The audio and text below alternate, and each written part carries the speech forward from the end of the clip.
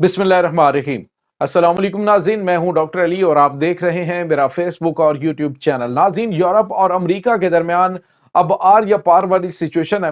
राबते मुकम्मल तौर पर ख़त्म हो गए हैं और अमेरिका ने अपनी हज़ारों की तादाद में जो फ़ौज है वो वापस बुलाकर जो फ़ौजी अड्डे हैं बरतानिया और यूरोप के अंदर उनको खाली करने का ऐलान कर दिया है। जबकि दूसरी जानिब नाज़रीन एक और बड़ी डेवलपमेंट है कि जो यमनी हौसी हैं उन्होंने सऊदी अरब को अमेरिका के हवाले से एक बड़ी वार्निंग दे दी है और इसकी भी तमाम तर डिटेल आज के इस व्लॉग में आप जान पाएंगे। वीडियो की तफसील में जाने से पहले अगर आपने हमारे इस चैनल को सब्सक्राइब नहीं किया हुआ तो आपसे गुजारिश है काइंडली इसको सब्सक्राइब कर लें और बेल आइकन को ज़रूर दबा दें ताकि हमारी आने वाली वीडियो सबसे पहले आप तक पहुंच सकें। नाज़रीन, हम आपके शुक्रगुजार हैं जो आप हमारे व्लॉग्स को देखने के लिए वक्त निकालते हैं और कमेंट सेक्शन में अपनी मोहब्बतों का इजहार भी करते हैं। नाज़रीन, इस वक्त आपको पता है कि यूरोप और अमेरिका और बरतानिया, यूक्रेन यानी ये तमाम के तमाम ममालिक एक तरफ हैं और अमेरिका जो है वो एक तरफ खड़ा है। अमेरिका ने इस वक्त पूरी दुनिया को हिला कर रख दिया है। जिस तरह के बड़े फैसले किए गए इसके बाद अब सिचुएशन जो है वो शायद या अमेरिका के हाथ से निकल जाएगी या फिर दुनिया के अंदर जो नया वर्ल्ड ऑर्डर है वो काम कर जाएगा या फिर नाज़रीन अमेरिका जो है वो अपनी सुपर पावर से हाथ धो बैठेगा। उसकी क्या क्या रीजंस है ये हम आपके साथ शेयर करेंगे। अब जो बड़ी खबर आ रही है वो ये है कि यूरोप सारा इकट्ठा हो रहा है और उन्होंने एक बहुत बड़ी जो हिकमत अमली है उसके तहत चीज़ें जो हैं वो करना शुरू कर दी हैं। अब नाज़रीन कनाडा है, उसके बाद कनाडा समेत जितना भी यूरोप है अगले 48 घंटों के दौरान उन्होंने एक अहम मीटिंग कॉल करने का फैसला कर लिया और ये बात की जर्मन चांसलर ने। उन्होंने कहा कि अमरीकी गुलामी से आज़ादी जो है वो हासिल करना नागुज़ीर हो चुका है क्योंकि अमेरिका ने हमें बेतहाशा ब्लैकमेल किया है और न सिर्फ ब्लैकमेल किया है बल्कि उन्होंने हमें जो है बहुत बड़ा धोखा दिया है। तो नाज़रीन अब जो उनकी जानिब से ऐलान किया गया उन्होंने कहा कि अब खुद इन्हसारी पे हमने जाना है। अब हमने अमेरिका के ऊपर डिपेंडेंट नहीं रहना और ये फैसला अगले 48 घंटों के अंदर एक मुआशी एमरजेंसी जो है यूरोप, कनाडा और ये मैक्सिको समेत जो ममालिक अमेरिका के मुतासरीन हैं वो मिलकर करेंगे। नाज़रीन, ये ममालिक अगर ब्रिक्स में शामिल हो जाते हैं तो आप सोचिए कि अमरीकी डॉलर का फिर अमरीका की मईशत का क्या बनेगा। अमरीका जो इस वक्त सबसे बड़ी उसके पास चीज़ है वो पाबंदियों की एक बड़ी कंज्यूमर मार्केट है। लेकिन सवाल ये पैदा होता है कि क्या अमरीका इन ममालिक के बगैर चल पाएगा। तो नाज़रीन इसका जवाब कुछ कहा नहीं जा सकता कि अमेरिका किसके क्योंकि रूस एक बहुत बड़ा मुल्क है, चाइना बड़ा मुल्क है, तुर्की और उसके बाद हो सकता है कि ईरान के मामले में भी अमेरिका अपनी पॉलिसी को तब्दील कर दे। इसके बारे में अभी कुछ भी कहना कबल अज़ वक्त होगा। लेकिन अब जो खबर है वो बड़ी ऐसी है कि जिसने यूरोप को एक दफ़ा तो हिला दिया है कि नाज़रीन अमेरिका की तकरीबन 40,000 फ़ौज यूरोप के अंदर डिप्लॉयड है मुख्तलिफ फ़ौजी अड्डों के ऊपर। अब जो बाकायदा तौर पे उन्होंने कहा जी कि हम अपनी फ़ौज को वापस बुला रहे हैं। 20,000 फ़ौज अभी इनिशियली जो है वो वापस बुलाई जाएगी और फिर जो है वो मगरिब का रद्द-ए-अमल चेक किया जाएगा।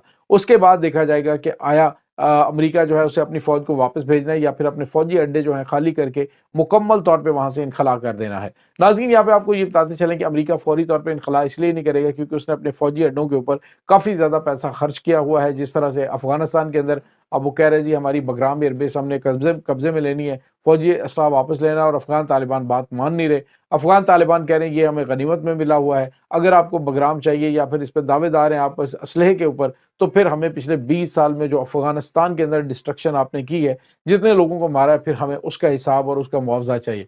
तो नाज़रीन ये दोनों सिचुएशंस डेफिनेटली अमेरिका नहीं मानेगा। अमेरिका को सिर्फ एक ही चीज़ काबिल कबूल है कि अमेरिका का जिसमें फ़ायदा है कि उसको बगराम एयरबेस चाहिए और उसके साथ उसे असलहा भी चाहिए। अब नाज़रीन अगर यहाँ पे बरतानिया और मगरबी ममालिक अमेरिका के मद्दे मुखालिफ आकर खड़े हो जाते हैं तो आप सोचिए कि अमेरिका के लिए कितना बड़ा चैलेंज होगा और डेफिनेटली वो खड़े होंगे। जब आप अपनी फ़ौज को वापस बुलाते हैं तो वो डेफिनेटली कोई भी कदम उठाएंगे। अब नाज़रीन जो सूरत हाल है वो ये है कि अमेरिका जो है वो अपने फ़ौजियों को वापस बुला रहा है और अभी इनिशियली अपने एयर डिफेंस को हटाने का फैसला नहीं किया गया। पैट्रियट एयर डिफेंस सिस्टम की बैटरीज वहाँ पर मौजूद हैं बड़ी तादाद में पूरे यूरोप के अंदर, बरतानिया के अंदर।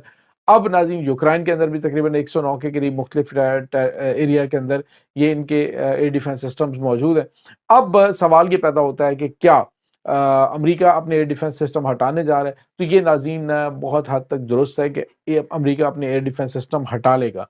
امریکہ یہ ڈیفنس سسٹم ہٹاتا ہے تو ڈیفینیٹلی وہاں پر ہنگامی طور پہ ان ممالک کو اسلحے کی ضرورت ہوگی اور امریکہ سے یہ لیں گے نہیں. اس کے لیے پھر یہ ان ممالک کا رخ کر سکتے ہیں جہاں پہ یہ چیزیں جو ہیں وہ بنتی ہیں. اب اس میں کون کون سی چیزیں؟ تو اس میں ناظرین جو رابطہ ہے وہ ڈیفینیٹلی یورپ جو ہے وہ ایران کے ساتھ بھی ٹریڈنگ کرتا ہے. ہو سکتا ہے وہ امریکی پابندیوں کو وائلیٹ کر کے ایران سے ایئر ڈیفنس جو جدید انہوں نے بنایا وہ لیں، یا پھر وہ چائنا سے لیں، یا پھر وہ پاکستان سے بھی لے سکتے ہیں. تو انڈیا کے ساتھ رابطہ ہو سکتا ہے اور ہوا بھی ہے. تو یہ چیزیں ناظرین اس وقت ممکنہ طور پہ اس پورے سینیریو کے اندر ایک بڑی پرابلم اس کے لیے امریکہ کے لیے بن سکتی ہے. دوسری جانب ناظرین آپ کو یہ بتاتے چلیں کہ امریکہ جو کہ اس وقت آپ یوں کہہ لیں کہ گرین گولڈن کارڈ بیچنے کے چکر میں بتا یہ رہا ہے، یعنی انہوں نے جو پلاننگ کر رکھی ہے وہ یہ ہے کہ جس طرح سے لوگ ہمارے پاس آئیں گے، اگر 20 ملین لوگ آ جاتے ہیں، یعنی اگر تو 10 ملین لوگ آئیں گے تو 10 ملین لوگ کا مطلب ہے کہ وہاں پہ کم از کم 1 کروڑ بندہ جو ہے وہ اس کو اکاموڈیٹ کریں گے. سوری، جس میں اگر 1 ملین لوگ آئیں گے تو پھر اس کا یہ ہوگا کہ وہ ٹریلینز آف ڈالر وہ وہاں پہ لے کے آئیں گے. اور اگر یہ زیادہ لوگ ہوتے ہیں، یعنی کہ 20 لاکھ لوگوں کو یہ اکاموڈیٹ کرتا ہے امریکہ، تو اس سے آنے والا جو ریونیو ہے وہ ان کے سارے خرچے بھی نکال دے گا. جو ان کے اوپر ڈیبٹ ہے وہ یعنی قرض جو چڑھا ہوا ہے امریکی حکومت پہ وہ بھی ختم ہو جائے گا. اور پھر جو ہے وہ ان کے پاس اچھا خاصا یعنی تقریباً 15 ٹریلین ڈالر بچ بھی جائیں گے.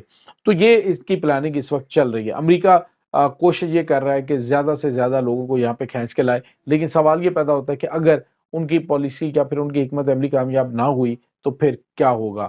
ان کے لیے بہت بڑا مسئلہ بن جائے گا. اس کے بعد ایک اور بڑی اور اہم خبر ہے، اور وہ خبر ناظرین بہت غیر معمولی ہے، بہت ہی بڑی خبر ہے کہ اس وقت آپ کو پتا ہے کہ اس نے جس طرح سے کانٹریکٹ کیے ہیں دیگر ممالک میں کہ جی انویسٹمنٹ یہاں پہ لے کے آؤ. اب 600 ارب ڈالر کی انویسٹمنٹ تو سعودی عرب کے حوالے سے بھی ہے.